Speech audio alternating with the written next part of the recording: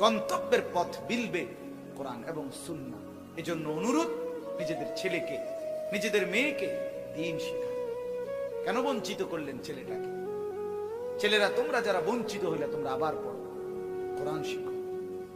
স্কুলে পড়ো, কোনো মানা নাই, কিন্তু কোরআন ভুলো না।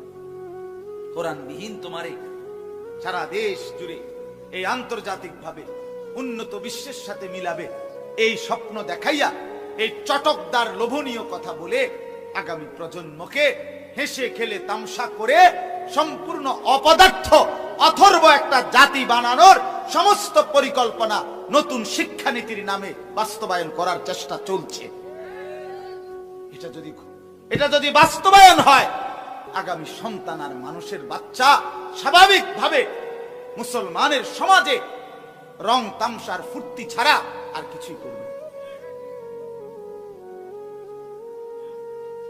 কথা বুঝেন? পরিষ্কার বক্তব্য।